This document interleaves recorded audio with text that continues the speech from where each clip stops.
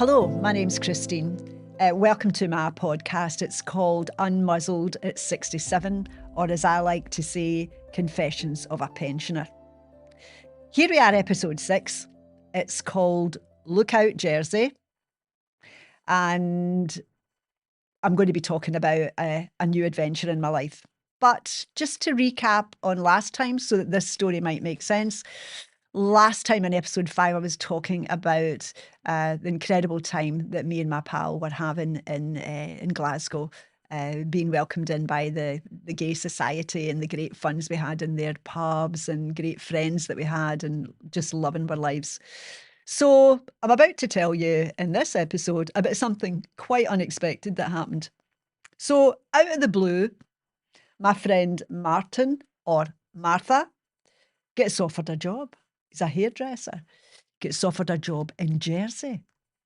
I'm invited.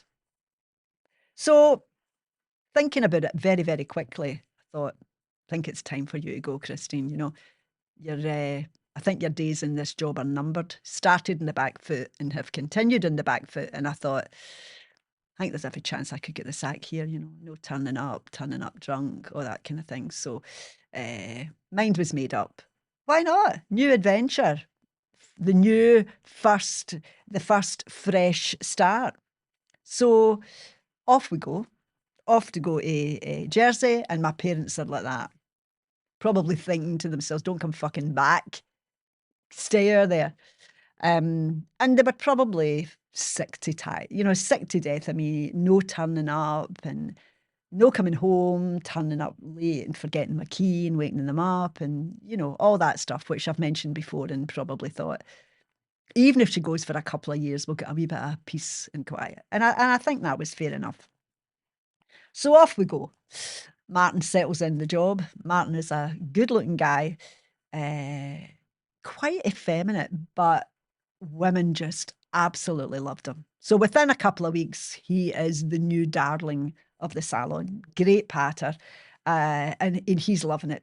Best decision I've made, he says. So I'm lucky to get a new job as well. So my job is working in a perfumery. Don't know if such a thing exists now, but a perfumery. This one was very upmarket.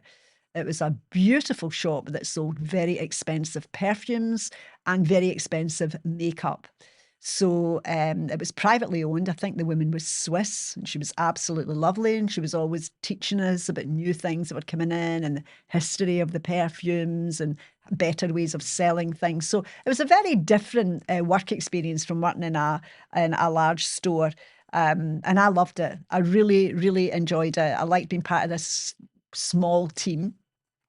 And Martin sorts out the gay scene. So he's away investigating, and off we go to the pub, the most well-known pub, which it turned out was actually a mixed pub. So, you know, you had I think it had several rooms in it, but in the front 2 rooms, you would have an old couple sitting maybe at the window that were there on holiday, and you would have 2 outrageous queens screaming and shouting and laughing at the bar, and nobody raised an eyelid.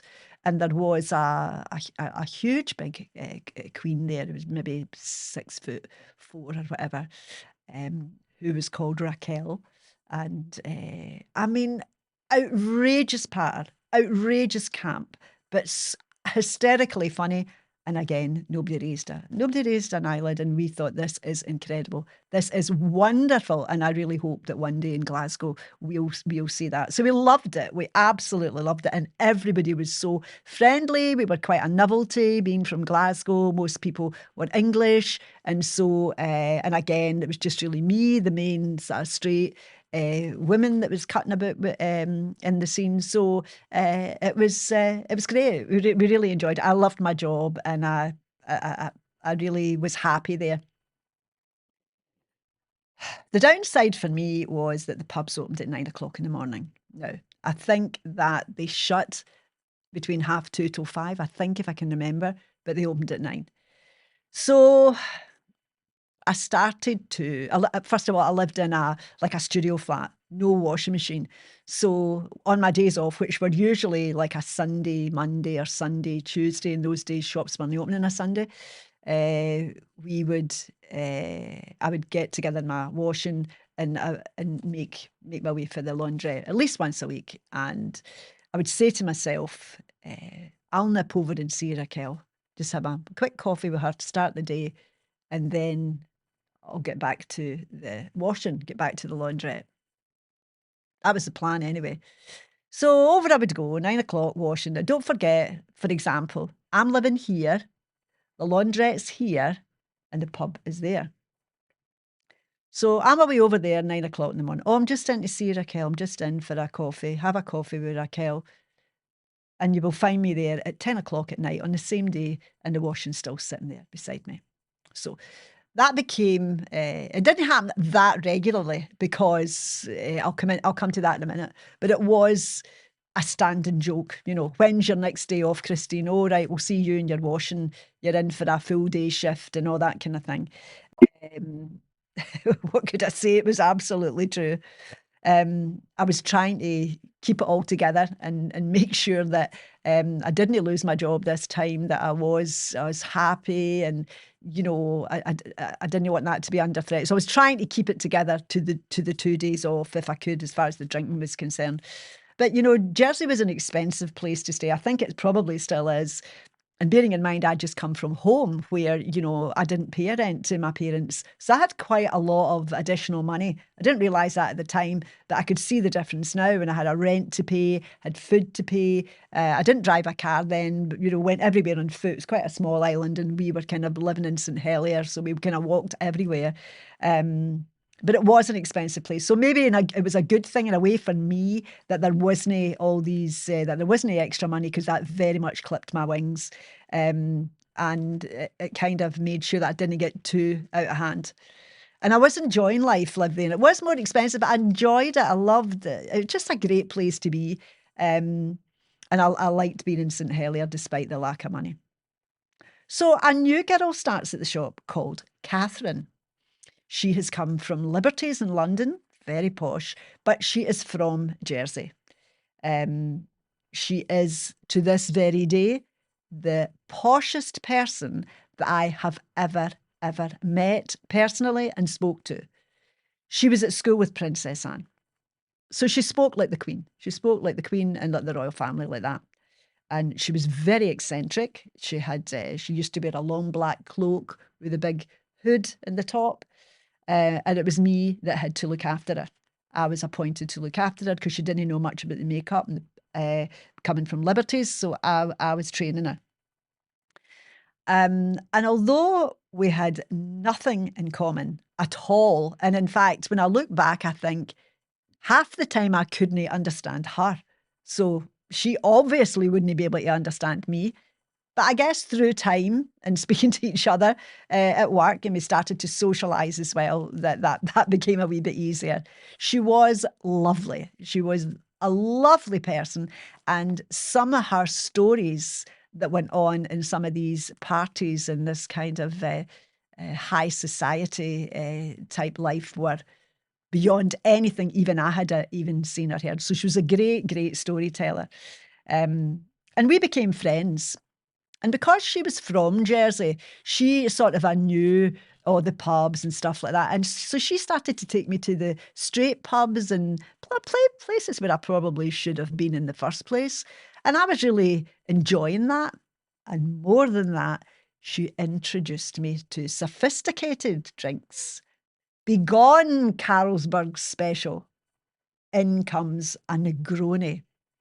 I absolutely fucking loved Negronis. I could have drank them morning to night if they weren't so expensive. So she introduced me to the Negroni. She introduced me to the gin and dry martini. I loved that as well. And the most important thing she introduced me to was the Bloody Mary for the morning after. That was the game changer.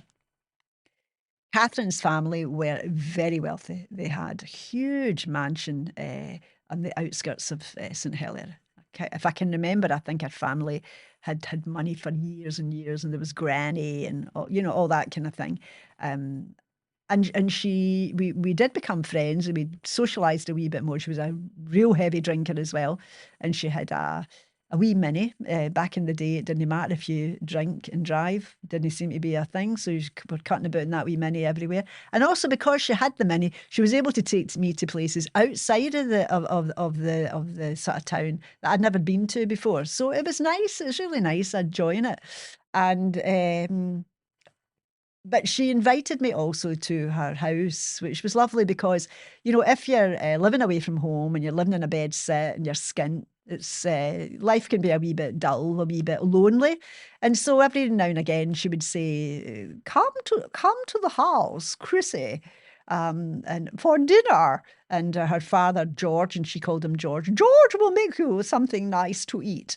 And so I did. I went quite regularly. And then she started to asked me if I'd like to stay over. I mean, I think they had 10 bedrooms, massive big house. And I remember her saying to me, Chrissy, which room would you prefer? The green room or the yellow room? Something like that. And I ended up in the green room. And from that day on, that was my room. So whenever I went to stay, that's where I stayed. They were a really eccentric family. And they were so kind to me, so kind and so giving. And I absolutely loved them for taking me under their wing and looking after me. And I loved staying with them. It was like walking into another world. Their world and their conversations and what they'd seen were just so different from my own experience. It was lovely. I guess I'm going to finish this by saying little did I know how much I would depend on that family to help me out, because there absolutely was trouble ahead for me. And I'm eternally grateful that they were there. So I'm going to leave that story there just now, and we will continue that story next time, still in Jersey. And